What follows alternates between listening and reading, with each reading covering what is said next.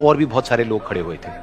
उसने दुकानदार को कई बार बुलाया, लेकिन वहां पर भीड़ इतनी थी कि दुकानदार का ध्यान उसकी तरफ गया ही नहीं।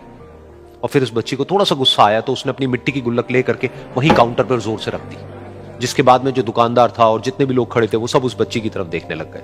और फिर उस दुकानदार ने उस बच्ची से पूछा, बेटे आपको क्या चाहिए? तो वो बड़े ही भोलेपन से बोली कि मुझे एक चमत्कार चाहिए।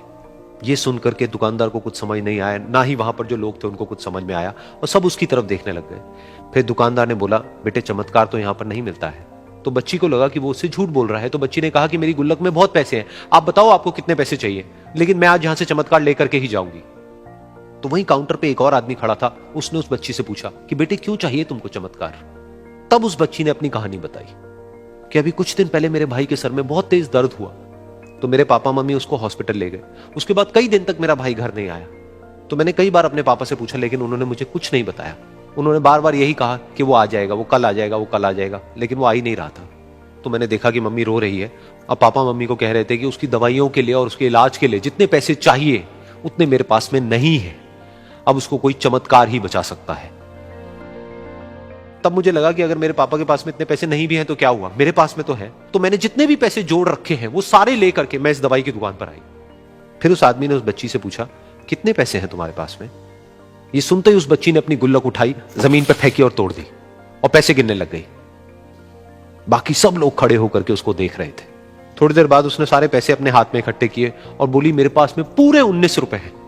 वो जो आदमी वहां पर खड़ा था वो थोड़ा सा मुस्कुराया और बोला कि अरे तुम्हारे पास में तो पूरे पैसे हैं, इतने का ही तो आता है चमत्कार।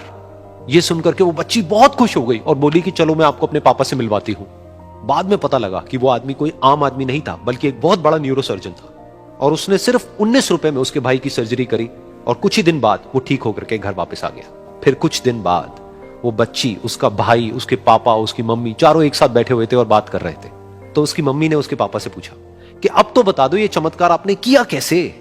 तो उन्होंने अपनी बेटी की तरफ देखा और बोले, ये चमत्कार मैंने नहीं, इसने किया है।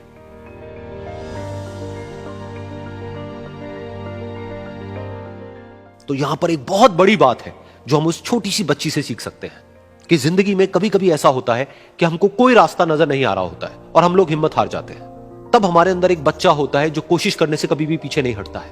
वो हार मानने को तैयार नहीं होता है क्योंकि उसको ना शब्द समझ नहीं आता है। वो बच्चा जिसके लिए कुछ भी नामुमकिन नहीं है, क्योंकि वो हर हाल में कोशिश करता ही रहता है।